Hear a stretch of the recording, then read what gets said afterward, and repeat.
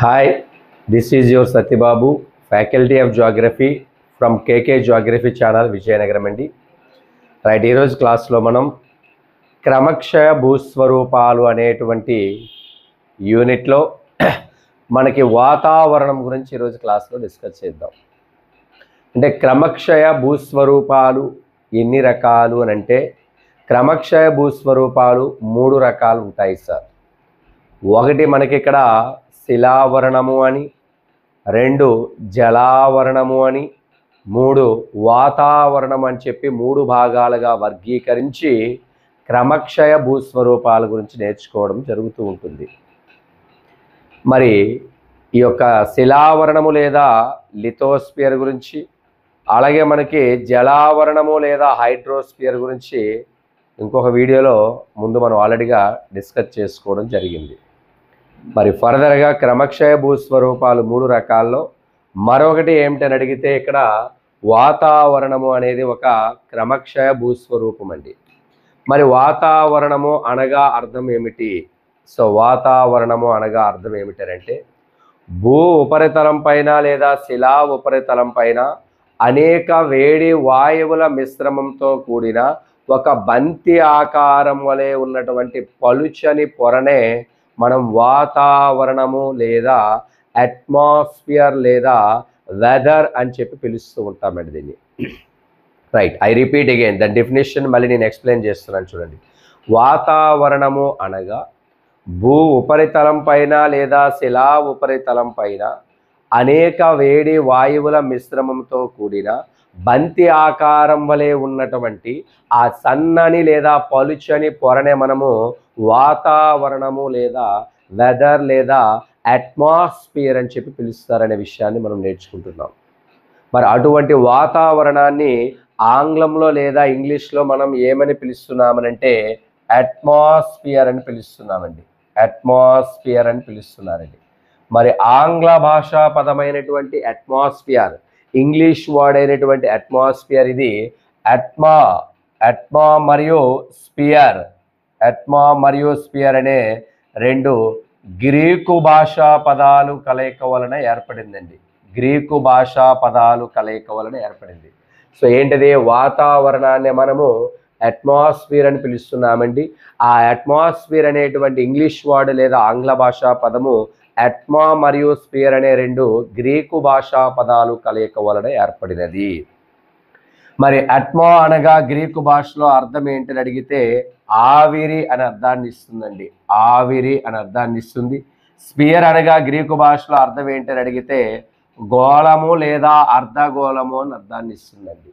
So అట్మా అనగా ఆవిరి అని, స్పియర్ అనగా గోళము లేదా అర్ధగోళము అని, ఆ ఆవిరి యొక్క గోళాన్ని లేదా ఆవిరి యొక్క అర్ధగోళాన్ని మనము వాతావరణము లేదా అట్మాస్ఫియర్ అని పిలుస్తారనే విషయాన్ని గుర్తుపెట్టుకోవాలి.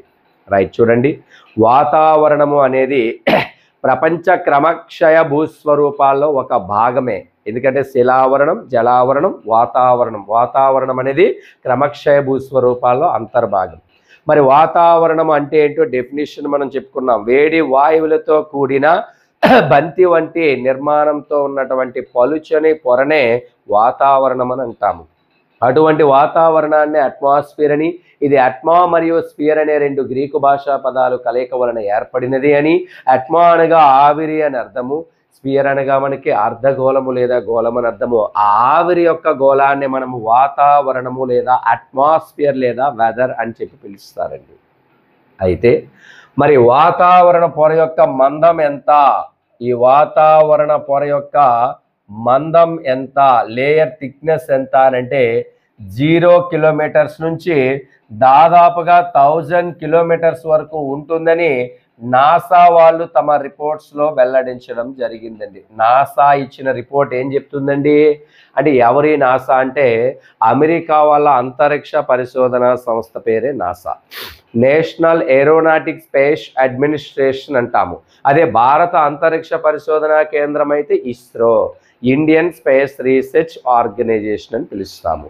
అయితే నాసా వాళ్ళు రిపోర్ట్ ఏమి ఇస్తున్నారంటే వాతావరణం యొక్క పొర మొత్తం మందం ఎంత ఉంటుందనంటే 0 కిలోమీటర్స్ నుంచి 1000 కిలోమీటర్స్ వరకు ఉంటుందని నాసా తమ రిపోర్ట్స్లో వెల్లడించింది. అయితే ఇక్కడ అన్ని విధాలుగా భూ ఉపరితలం పైన ఉన్న వాతావరణం అన్ని వేళలా అన్ని ప్రాంతాల్లో ఒకేలాగా ఉంటుందా అని అంటే, ఈ యొక్క భూమిని తీసుకున్నట్లయితే ఈ భూమి ఉపరితలం పైన 6 కిలోమీటర్ల వరకు మనకి వాతావరణం అనేది ఎక్కువగా విస్తరించి ఉంటుంది, లేదా వాతావరణంతో కప్పబడి ఉంటుందండి. ఎంతవరకు అంటే 6 కిలోమీటర్స్ వరకే అత్యధిక వాతావరణం కేంద్రీకృతమై ఉంటుంది. భూ ఉపరితలం నుంచి 6 కిలోమీటర్లు. మరి భూ ఉపరితలం నుంచి 6 కిలోమీటర్లు అత్యంత దళసరైన డెన్సిటీ అట్మాస్ఫియర్ అనేది ఎక్కువగా ఉంటుందండి. మరి ఇంకా ఎంతవరకు ఉంటుందనంటే మనకి తీసుకొని చూసినట్లయితే మనకి 32 కిలోమీటర్ల లోపే 99% వాతావరణం కేంద్రీకృతమై ఉంటుందండి. అంటే వాతావరణ పొర మందం 0 to 1000 కిలోమీటర్స్ వరకు అని నాసా రిపోర్ట్స్లో వెల్లడించినప్పటికీ ఇక్కడ కొంతమంది నిపుణులు ఏం చెప్తున్నారంటే భూమి యొక్క ఉపరితలం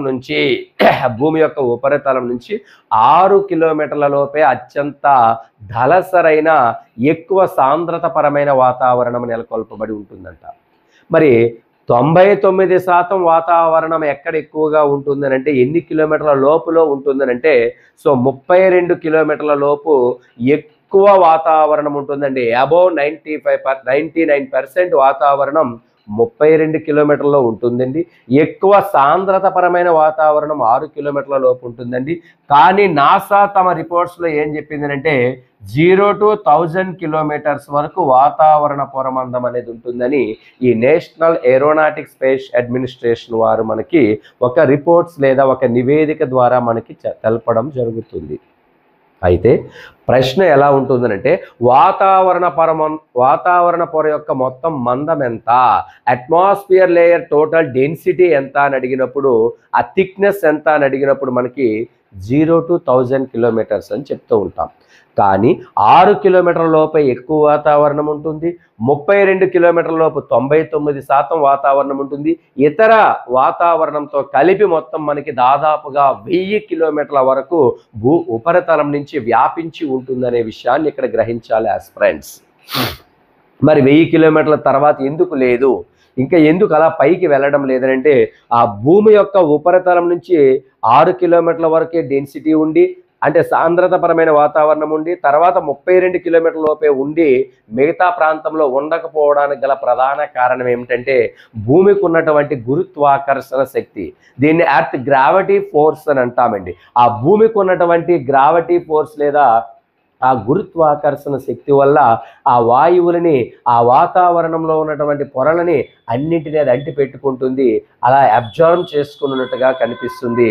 కాబట్టి ఏది ఏమైనప్పటికీ 0 to 1000 కిలోమీటర్స్ వరకు వాతావరణ పొర మందం ఉంటుందనే విషయాన్ని తెలుసుకుంటూ 6 కిలోమీటర్ల లోపు ఎక్కువ సాంద్రత వాతావరణం అని, 32 కిలోమీటర్ల లోపే ఎంటైర్ 99% అట్మాస్ఫియర్ అంతా కూడా 32 కిలోమీటర్స్ లోపే ఉంటుందని, కానీ ఓవరాల్గా మనకి నాసా వాళ్ళు 1000 కిలోమీటర్ల వరకు ఉంటుందనే విషయాన్ని మనం గుర్తు చేసుకుంటున్నాం. రైట్. మరి వాతావరణము యొక్క అధ్యయనాన్ని ఏమంటారు అనేది మనం తీసుకుంటున్నాం ఇక్కడ. సరే, మరి వాతావరణం యొక్క అధ్యయనాన్ని ఏమంటారు అనేది ఒకసారి తీసుకొని చూస్తే అంటే స్టడీ ఆఫ్ అట్మాస్ఫియర్ లేదా స్టడీ ఆఫ్ వెదర్ అని చెప్పి పిలుస్తూ ఉంటాం దీన్ని. మరి స్టడీ ఆఫ్ అట్మాస్ఫియర్ లేదా స్టడీ ఆఫ్ వెదర్ వాతావరణం అధ్యయనాన్ని ఏమంటారు అంటే మెటీరియాలజీ అని పిలుస్తారండి. సో మెటీరియాలజీ అని అంటారు. సో స్టడీ ఆఫ్ వెదర్ లేదా study of atmosphere that's called is meteorology. అంటే వాతావరణం అధ్యయనాన్ని మనం మెటీరియాలజీ అని పిలుస్తూ ఉంటామండి. మరి ప్రపంచ వాతావరణ దినోత్సవాన్ని ఎప్పుడు నిర్వహిస్తారు? ప్రపంచ వాతావరణ దినోత్సవం అని అంటే వరల్డ్ మెటీరియాలజికల్ డే అని చెప్పి పిలుస్తామండి. మరి ప్రపంచ వాతావరణ దినోత్సవం లేదా వరల్డ్ మెటీరియాలజికల్ డే అనేది ఏ రోజు నిర్వహించబడుతుందని అడిగితే మార్చ్ 23 మార్చ్ 23వ తేదీన మనకి ప్రపంచ వాతావరణ దినోత్సవాన్ని నిర్వహిస్తారండి. సో దీన్ని వరల్డ్ మెటీరియాలజికల్ డే అని చెప్పి పిలుస్తూ ఉంటారు. మరి ప్రపంచ పర్యావరణ దినోత్సవం వరల్డ్ ఎన్విరాన్మెంటల్ డేగా ఏ రోజు నిర్వహిస్తారు? ప్రపంచ పర్యావరణ దినోత్సవాన్ని జూన్ 5వ తేదీ నిర్వహిస్తారు. ఈ 2 డేట్లు చాలా ఇంపార్టెంట్. సో ప్రపంచ వాతావరణ దినోత్సవం మార్చి 23, అలాగే ప్రపంచ పర్యావరణ దినోత్సవం జూన్ 5, వరల్డ్ మెటలాజికల్ డే మార్చ్ 23, అలాగే world environmental day it is a considered every year June 5 అనేది రైట్ ఆన్సర్గా తీసుకొని చూస్తూ ఉంటాం. అయితే మరి ప్రపంచ వాతావరణ పరిశోధన సంస్థ ఎక్కడుంది? ప్రపంచ వాతావరణ పరిశోధన సంస్థ అనంటే దీన్ని వరల్డ్ మెటలాజికల్ ఆర్గనైజేషన్ లేదా వరల్డ్ మెటలాజికల్ డిపార్ట్మెంట్ అని అంటామండి. So world meteorological organisation or department, దీన్ని మనం తెలుగులో ఏమంటామంటే ప్రపంచ వాతావరణ పరిశోధన సంస్థ. వాతావరణ పరిశోధన సంస్థ ఎక్కడ ఉంది? దీన్ని వరల్డ్ మెటలాజికల్ ఆర్గనైజేషన్ లేదా డిపార్ట్మెంట్ ఎక్కడ ఉందని అడిగితే జెనీవాలో ఉందండి. జెనీవా ఏ దేశం అని అడిగితే స్విట్జర్లాండ్. సార్ గుర్తుపెట్టుకోండి, స్విట్జర్లాండ్ క్యాపిటల్ ఏంటి, స్విట్జర్లాండ్ రాజధాని ఏంటి అని అడిగితే బెర్న్. స్విట్జర్లాండ్ రాజధాని ఏంటి సార్ అంటే బెర్న్. సో ప్రపంచ వాతావరణ పరిశోధన సంస్థ ఎక్కడుందని అడిగితే జెనీవాలో ఉందనే విషయాన్ని గుర్తుపెట్టుకోవాలి. సో దీన్ని world meteorological organisation or world meteorological department అని అంటాం. So there is located Geneva ఎక్కడ అంటే ఇది స్విట్జర్లాండ్ దేశంలో ఉంది. స్విట్జర్లాండ్ రాజధాని బెర్ను, కానీ స్విట్జర్లాండ్లో ప్రముఖ పట్టణం జెనీవా, అక్కడ ఉంది ప్రపంచ వాతావరణ పరిశోధన సంస్థ. మరి ఇండియన్ మెటలాజికల్ ఆర్గనైజేషన్ లేదా ఇండియన్ మెటలాజికల్ డిపార్ట్మెంట్, దీన్ని మనం భారతదేశ వాతావరణ పరిశోధన సంస్థ అని అంటానండి. సో వాతావరణ పరిశోధన సంస్థ. మరి భారత వాతావరణ పరిశోధన సంస్థ లేదా ఇండియన్ మెటలాజికల్ ఆర్గనైజేషన్ లేదా ఇండియన్ మెటలాజికల్ డిపార్ట్మెంట్ ఎక్కడుంది సార్ అని అంటే ఇది పూణేలో ఉందండి. ఏ రాష్ట్రం అని అంటే మహారాష్ట్ర. సార్ గుర్తుపెట్టుకోండి, మొట్టమొదటి వాతావరణ పరిశోధన సంస్థని 1875లో వెస్ట్ బెంగాల్ రాష్ట్రంలోని కలకత్తా లేదా కోల్కతా దగ్గర ప్రారంభించారండి. మరి కారణం ఏదైనా అనేవారి కారణాల చేత ఈ కలకత్తాలోని 1875లో ప్రవేశపెట్టిన లేదా ప్రారంభించిన మొదటి వాతావరణ పరిశోధన సంస్థని తర్వాత 1928వ సంవత్సరంలో దీన్ని మహారాష్ట్రలోని పూణే అనే నగరానికి మార్చడం జరిగింది. ప్రస్తుతం కూడా భారత వాతావరణ పరిశోధన సంస్థ ఎక్కడానంటే పూణే అని చెప్తాం. ఇక్కడ ఈ సందర్భాన్ని బట్టి చెప్తున్న మరొక సంస్థ ఉందండి, నేషనల్ వాటర్ రీసెర్చ్ సెంటర్, కేంద్ర జల పరిశోధన కేంద్రము కూడా మనకి పూణేలో ఉందండి, మహారాష్ట్ర అనే విషయాన్ని గుర్తుపెట్టుకోవాలి ఫ్రెండ్స్. సో ఇది ప్రపంచ వాతావరణ పరిశోధన సంస్థ, భారత వాతావరణ పరిశోధన సంస్థల గురించి కూడా డిస్కస్ చేస్తాం. వాతావరణ దినోత్సవాన్ని ఏ రోజు నిర్వహిస్తారో కూడా డిస్కస్ చేస్తాం. అలాగే పర్యావరణ దినోత్సవం ఏ రోజు నిర్వహిస్తారో డిస్కస్ చేస్తాం. నాసా రిపోర్ట్ ప్రకారం వాతావరణ పొర మందం ఎంత ఉంటుంది, అసలు వాతావరణానికి సంబంధించిన నిర్వచనం ఏమిటో ఇప్పటి వరకు మనం డిస్కస్ చేస్తాం. మరి వాతావరణంలో అధికంగా ఉండే వాయువులు ఏంటి? So atmosphere consistent so many gases but various kinds of gases. ఇక్కడ అనేక రకాల వాయువులని కలిగి ఉంటుంది. ఏంటా వాయువులు అని అంటే వాతావరణంలో అధికంగా ఉండే వాయువు ఏంటని అడిగితే నైట్రోజన్ అండి. 78% ఆఫ్ నైట్రోజన్ ఉంటుందండి వాతావరణంలో. సో వాతావరణంలో ఉన్న వాయువుల్లో ఒకటి నైట్రోజన్. తర్వాత ఇంకా ఏమైనా ఉంటుందని అంటే ఆక్సిజన్ ఉంటుందండి. ఆక్సిజన్ ఎంత ఉంటుందంటే 21% ఉంటుందండి. మరి తర్వాత ఇంకా ఏమైనా ఉంటుందంటే ఇక్కడ మనకి నీటి ఆవిరి ఉంటుందండి. ఎంత అని అడిగితే 0.4% ఉంటుందండి. తర్వాత మళ్ళీ ఇక్కడ మనకి తీసుకుంటే ఇంకా ఏమైనా ఉంటుందంటే CO2 కార్బన్ డైఆక్సైడ్ అండి 0.03% ఉంటుందండి. తర్వాత దీంతో పాటు ఇంకా ఏమైనా ఉంటుందని అంటే ఆర్గాన్ ఉంటుందండి. ఆర్గాన్ ఎంత అని అడిగితే 0.934% ఉంటుందండి. సార్ గుర్తుపెట్టుకోండి, వాతావరణంలో ఎక్కువగా ఉన్న వాయువులు ఏంటి అని అడిగి ప్రశ్న అడుగుతున్నప్పుడు నైట్రోజన్ ఉంటుంది, O2 ఆక్సిజన్ ఉంటుంది, నీటి ఆవిరి ఉంటుంది, CO2 కార్బన్ డైఆక్సైడ్ ఉంటుంది, ఆర్గాన్ ఉంటుంది. ఇవి వాతావరణంలో అధికంగా ఉన్నటువంటి వాయువులు అనే కాన్సెప్ట్ గురించి మాట్లాడుతున్నప్పుడు. మరి నైట్రోజన్ ఇంపార్టెంట్ ఏంటంటే వాతావరణంలోనే అత్యధికంగా ఉన్న వాయువు ఏది అని మనకి ప్రశ్న వస్తున్నప్పుడు అది ఫిజికల్ సైన్స్ ప్రకారంగా కానీ జియోగ్రఫీ పార్ట్ పరంగా కానీ మనకి ఎక్కువగా ప్రశ్న అడుగుతున్నారండి. వాతావరణంలో అధికంగా ఉన్న వాయువు ఏంటని అడిగితే నైట్రోజన్, దీన్ని నత్రజని అని అంటారు లేదా నైట్రోజన్ అంటారండి. 78% వాతావరణంలో అధికంగా ఉన్న వాయువు ఇదే. మరి ఆక్సిజన్ O2 దేంట్లో ఎక్కువగా ఉపయోగపడుతుంది అంటే ఇది శ్వాస వ్యవస్థలో అత్యంత కీలకమైనటువంటి శ్వాస వ్యవస్థలో, ఈ శ్వాస వ్యవస్థ అంటే రెస్పిరేటివ్ సిస్టమ్ అని అంటాము. ఈ రెస్పిరేటివ్ సిస్టంలో గాలి తీసుకోవడం ఉచ్ఛ్వాస, విడిచిపెట్టడం నిశ్వాస. ఈ ఉచ్ఛ్వాస నిశ్వాసలో ఈ రెస్పిరేటివ్ సిస్టంలో అలాగే ఈ శ్వాస వ్యవస్థలో అత్యంత కీలకమైన పాత్రని పోషించే వాయువు ఏంటని అడిగితే మనకి ఆక్సిజన్ అని చెప్తూ ఉంటాం. ఇది ఎక్కువగా ఉన్నటువంటి వాటిలో మరొకటి. మరి నీటి ఆవిరి, మనకి గాలిలో ఉండే నీటి ఆవిరి పరిమాణాన్ని ఆర్ద్రత అని కూడా అంటారండి. ఇది కూడా వాతావరణంలో 0.4 ఉంటుంది. నెక్స్ట్ కార్బన్ డైఆక్సైడ్ CO2ను తీసుకుంటే దీన్ని మనం బొగ్గు పులుసు వాయువు అని కూడా అంటాము సైన్స్లో. ఈ బొగ్గు పులుసు వాయువు లేదా కార్బన్ డైఆక్సైడ్ లేదా CO2 అనేది మనకి మొక్కల్లో కిరణజన్య సంయోజక్రియకి సహకరిస్తుందండి. సో మొక్కల్లో ఈ పత్రహరితాన్ని కాపాడడానికి కిరణజన్య సంయోగ క్రియలో ఎక్కువగా ఉపయోగపడే వాయువు లేదా గ్యాస్ ఏంటని అడిగితే CO2 కార్బన్ డైఆక్సైడ్ అనేది వాతావరణంలో 0.03% అనేది ఉంటుందండి. మరి నెక్స్ట్ మరొకటి ఇక్కడ ఏంటని అడిగితే ఆర్గాన్. మరి ఆర్గాన్ అనేటువంటి వాయువుని తీసుకుంటే ఇది ఎంత ఉంటుంది వాతావరణంలో అంటే 0.934% ఉంటుందండి. దీన్ని ఎందులో వాడుతారనంటే electric bulb. So electric bulb ఏదైతే ఉందో ఆ ఎలక్ట్రిక్ బల్బులో దీన్ని అంటే విద్యుత్ బల్బులో దీన్ని ఎక్కువగా నింపడానికి ఉపయోగిస్తారండి ఆర్గాన్ అనే వాయువుని.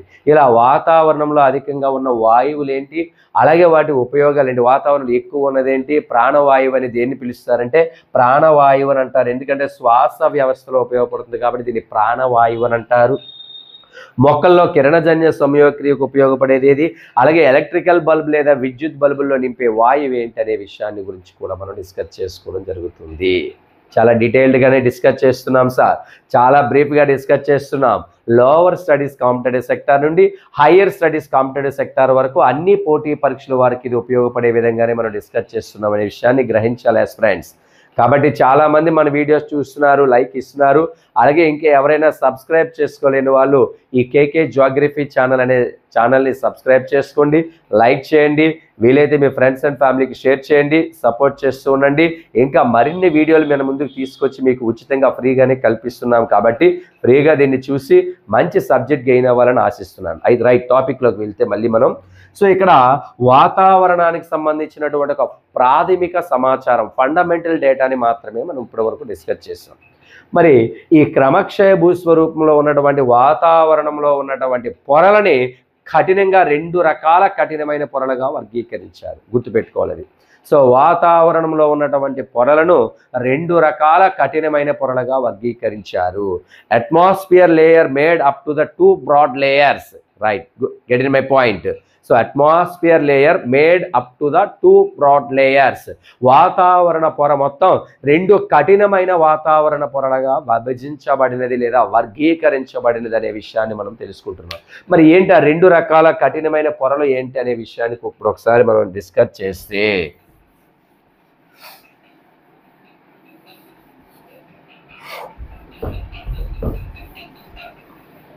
రైట్ చూడండి, ఇక్కడ వాతావరణంలో ఉన్నటువంటి పొరలని మనం 2 భాగాలుగా లేదా 2 రకాలుగా వర్గీకరించామని చెప్పుకున్నాం. 2 types. మరి ఏంటి ఆ 2 రకాలు ఏంటంటే ఇక్కడ చూడండి, ఒకటి సమరూప ఆవరణము, ఒకటి సమరూప ఆవరణము. దీన్ని ఇంగ్లీష్లో మనం హోమోస్పియర్ అని అంటారండి, హోమోస్పియర్ అంటారు. 2 ఏంటని అడిగితే బహురూప ఆవరణము, బహురూప ఆవరణము, హెటిరోస్పియర్ అని అంటారండి.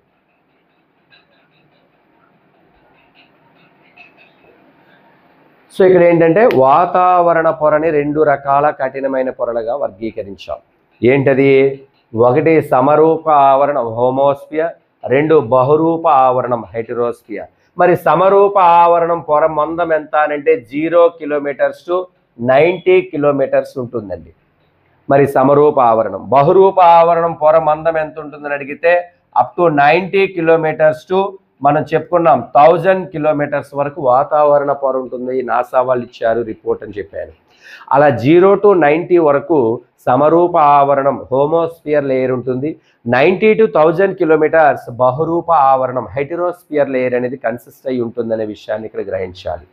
మరి ఇక్కడ అనేక వాయువులు ఉంటాయి, అవి సమాన నిష్పత్తుల్లోనే ఉంటాయండి. ఇక్కడ గుర్తుపెట్టుకోండి, అనేక వాయువులు ఉంటాయి, అనేక వాయువులు కలవు, అవి సమాన నిష్పత్తుల్లో అక్కడ కేంద్రీకృతమై ఉంటాయి. ఇక్కడ కూడా అనేక వాయువులు ఉంటాయి, కానీ ఇక్కడ ఏంటంటే విభిన్న నిష్పత్తుల్లో ఉంటాయి. ఎలా ఉంటాయని అడిగితే ఇవి విభిన్న నిష్పత్తుల్లో ఉంటాయండి. అంటే ఒక సమరూప నిష్పత్తుల్లో విభిన్న నిష్పత్తుల్లో ఉంటాయి, డిఫరెంట్ రేషియోలో ఉంటాయి. బట్ ఇక్కడ ఈక్వల్ రేషియోలో ఉంటాయి, సమాన నిష్పత్తుల్లో ఉంటాయి. చూడండి, సమరూప ఆవరణము అనేక వాయువులతో నిండి ఉంటుంది, అవి సమాన నిష్పత్తుల్లో ఉంటాయి. బహురూప ఆవరణం విభిన్న నిష్పత్తుల్లో ఉంటుంది, కానీ ఇక్కడ కూడా అనేక వాయువులు ఉంటాయి. మరి సమరూప ఆవరణాన్ని మళ్ళీ ఎన్ని కఠినమైన పొరలుగా వర్గీకరించారనంటే ఈ సమరూప ఆవరణమైనటువంటి వాతావరణ పొరని మళ్ళీ 3 భాగాలుగా వర్గీకరించడం జరిగినది. ఏంటని అడిగితే ఒకటి ట్రోపో ఆవరణము, దీన్ని ఇంగ్లీష్లో మనం ట్రోపోస్పియర్ అని చెప్పి పిలుస్తూ ఉంటాం. రెండోది ఏంటని అడిగితే స్ట్రాటో ఆవరణము, దీన్ని మనం స్ట్రాటోస్పియర్ అని చెప్పి పిలుస్తాము. నెక్స్ట్ మూడోది ఏంటని అడిగితే మనకి మీసో ఆవరణము, దీన్నే మనం మీసోస్పియర్ అని అంటారండి. అంటే సమరూప ఆవరణం లేదా హోమోస్పియర్ లేయర్ని 3 భాగాలుగా వర్గీకరించి చూపిస్తారు. సో ట్రోపో ఆవరణం లేదా ట్రోపోస్పియర్ అని, స్ట్రాటో ఆవరణం లేదా స్ట్రాటోస్పియర్ అని, అలాగే మీసో ఆవరణం లేదా మీసోస్పియర్ అని పిలుస్తారని గుర్తుపెట్టుకోవాలి.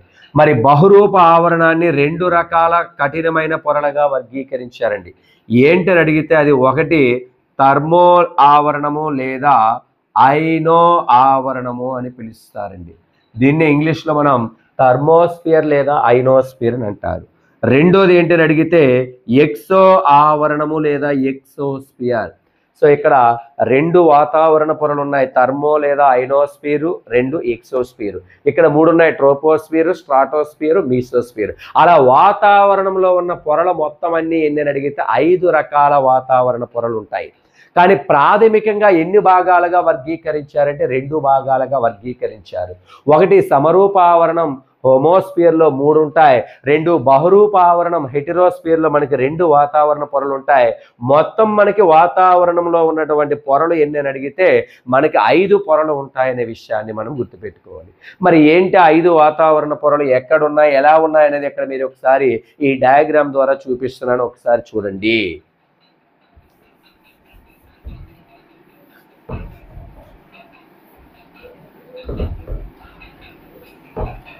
సో ఏంటంటే చూడండి, ఇక్కడ ఇది భూమి యొక్క ఉపరితలాన్ని మనం చూపిస్తున్నాం. ఇక్కడ చూడండి, ఇది భూమి యొక్క ఉపరితలం.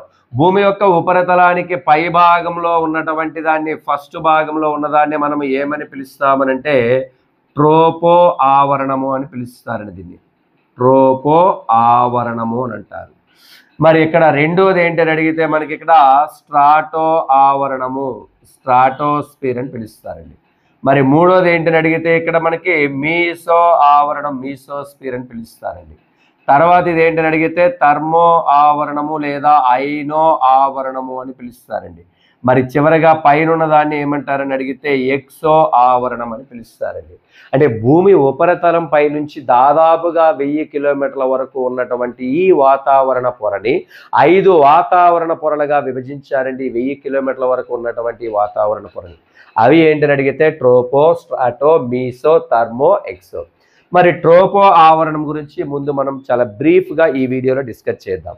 ట్రోపో ఆవరణం భూ ఉపరితలం నుంచి పై భాగంలో ఉన్న మొదటి వాతావరణ పొరగా గుర్తుపెట్టుకోవాలండి. మరి ట్రోపో ఆవరణ పొర మందం ఎంత అని అడిగితే 0 కిలోమీటర్స్ నుంచి 18 కిలోమీటర్ల వరకు ఉంటుందండి. సో ఈ ట్రోపో ఆవరణము లేదా ట్రోపోస్ఫియర్ అనేది భూ ఉపరితలానికి పై భాగంలో ఉన్న మొదటి వాతావరణ పొర. ఇది మొదటిది, ఇది రెండవది, ఇది మూడవది, ఇది నాలుగవది, ఇది ఐదవది. కానీ మనం డిస్కస్ చేస్తున్నది ముందు మొదటి వాతావరణ పొర అయినటువంటి ట్రోపో ఆవరణం లేదా ట్రోపోస్ఫియర్. ఈ పొర యొక్క మందం ఎంత అని అడిగితే ఇది 0 to 18 కిలోమీటర్స్ ఉంటుందండి. ఇది ఏ ఆవరణంలో అంతర్భాగం అని అడిగితే వాతావరణంలో ఉన్నటువంటి సమరూప ఆవరణంలో ఇది అంతర్భాగం. సో ఇది ఎందులో భాగం అని అడిగితే సమరూప ఆవరణంలో ఇది అంతర్భాగంగా ఉంటుందండి. మరి ఇది ఎల్లవేళలా 0 to 18 కిలోమీటర్స్ అన్ని ప్రాంతాల్లో ఒకేలా ఉంటుందని అంటే కాదండి. భూమధ్య రేఖ ప్రాంతంలో మాత్రమే 18 కిలోమీటర్లు ఉంటుందండి ట్రోపో ఆవరణం వాతావరణ పొర. మరి ట్రోపో ఆవరణం భూమధ్య రేఖ దగ్గర 18 కిలోమీటర్లు ఉంటే ధ్రువ ప్రాంతాల వద్ద ఎంత ఉంటుందని అడిగితే కేవలం 8 కిలోమీటర్లే ఉంటుందండి ధ్రువాల వద్ద. మరి సర్వసాధారణంగా యావరేజ్గా ఈ పొర యొక్క మందం పొడవు ఎంత అని అడిగితే యావరేజ్గా అంటే సరాసరి ట్రోపో ఆవరణం పొర యొక్క మందం 13 కిలోమీటర్లని, ధ్రువాల వద్ద తక్కువగా 8 కిలోమీటర్లు ఉంటుందని, భూమధ్య రేఖ దగ్గర ఎక్కువగా వెడల్పగా 18 కిలోమీటర్ల వరకు వాతావరణ పొర వ్యాపించి ఉంటుందనే విషయాన్ని నేర్చుకోవాలి. చూడండి ఇది ఎక్కడుంది? భూ ఉపరితలానికి మొదటి భాగంలో ఉంది. ఏ ఆవరణంలో భాగం? సమరూప ఆవరణంలో భాగం. ఎంత ఈ లేయర్ థిక్నెస్ ఎంత ఉంటుంది అంటే వాతావరణ పొర మందం ఎంత? 0 to 18 కిలోమీటర్స్ ఉంటుంది. 13 కిలోమీటర్స్ భూమధ్య రేఖ ఈక్విటోరియల్ రీజియన్లో ఉంటుంది. పోల్స్ వద్ద 8 కిలోమీటర్స్ ఉంటుంది. పోల్స్ అంటే ధ్రువ ప్రాంతాలు. బట్ యావరేజ్గా సాధారణంగా 13 కిలోమీటర్లు ఇతర ప్రాంతాల దగ్గర ఉంటుంది. మరి ఈ వాతావరణం 75% వాయువులతో నిండి ఉంటుంది. కాబట్టి ఇక్కడ అన్నీ కూడా సమాన నిష్పత్తుల్లో ఉంటాయి. అనేక వాయువులతో నిండి ఉన్న వాతావరణ పొర ఏదని అడిగితే మనకి ట్రోపో ఆవరణం అండి. మరి 75% వాయువులు ఉంటాయి. 75% above so many gases consistent the troposphere. So 75% కన్నా ఎక్కువ వాయువులే ఉంటాయి. అవి కూడా సమాన నిష్పత్తుల్లో ఉంటాయి ఈ వాతావరణ పొరలో. అయితే ఇక్కడ ఉరుములు, మెరుపులు, అలాగే అల్పపీడనాలు, పిడుగులు, అలాగే వర్షపాతాలు ఎక్కువగా ఏ ఆవరణంలో ఉంటాయని అడిగితే ఈ ఆవరణంలోనే మనకి ఎక్కువగా ఉరుములు, మెరుపులు, అల్పపీడనాలు, వర్షపాతాలు ఎక్కువగా ఈ ఆవరణంలోనే అంటే ఈ వాతావరణ పొరలోనే కేంద్రీకృతమై ఉంటాయి. కాబట్టి ఇక్కడ ఈ ఎలాంటి విమానాలు ఎగరడానికంటే వాణిజ్యపరమైన విమానాలు, జెట్ విమానాలు ఎగరడానికి అనుకూలంగా ఉంటుంది. ఈ వాతావరణంలో ఎలా ఉంటుందంటే వాణిజ్యపరమైన విమానాలు లేదా మనకి జెట్ ఏరోప్లేన్స్ ఏవైతే ఉన్నాయో జెట్ ఏరోప్లేన్ ఏదైతే ఉందో ఆ జెట్ ఏరోప్లేన్ ఏదైతే ఉందో అది మనకి ఈ ప్రాంతంలో ఎగరడానికి అనుకూలంగా ఉంటుంది.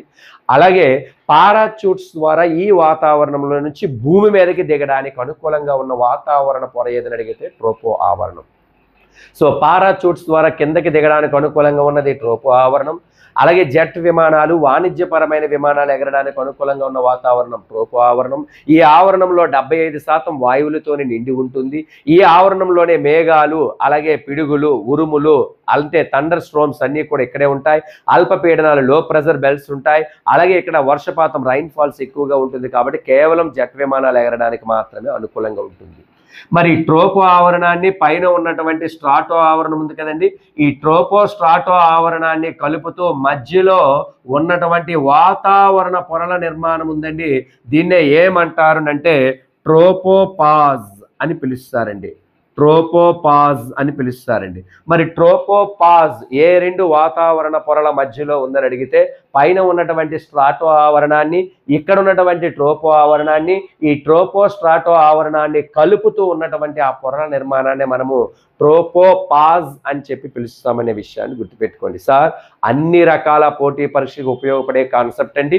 ఇక్కడ కొంతవరకు మాత్రమే డిస్కస్ చేస్తాను. వాతావరణం అంటే ఏంటి, వాతావరణ దినోత్సవాలు ఏంటి, వాటి అధ్యయనాలు ఏంటి, ఎన్ని పొరలుగా ఉంటాయి, అందులో ట్రోపో ఆవరణం ఎక్కడుంది, ఎక్సో ఆవరణం ఎక్కడుంది, మధ్యలో ఉన్న ఆవరణాలు ఏంటి అనేది జస్ట్ ఒక ప్రాథమికంగానే డిస్కస్ చేస్తాను. చేశాను. మరి రిమైనింగ్ ఉన్నటువంటి స్ట్రాటో ఆవరణం, మీసో ఆవరణం, థర్మో ఆవరణం, ఎక్సో ఆవరణం, వాతావరణానికి శీతోష్ణ స్థితికి గల మధ్య గల భేదాలు లేదా తేడాలు లేదా విభేదాలు ఏంటి అనే విషయాన్ని గురించి కూడా మనం మరొక క్లాస్లో ఫుల్ క్లాస్లో మనం డిస్కస్ చేయడం జరుగుతుంది. రైట్, మన ఛానల్ని సబ్స్క్రైబ్ చేసుకోండి, లైక్ చేయండి, షేర్ చేయండి. నెక్స్ట్ మరొక వీడియోలో మళ్ళీ మనం కలుద్దాం. Right, thank you one and all.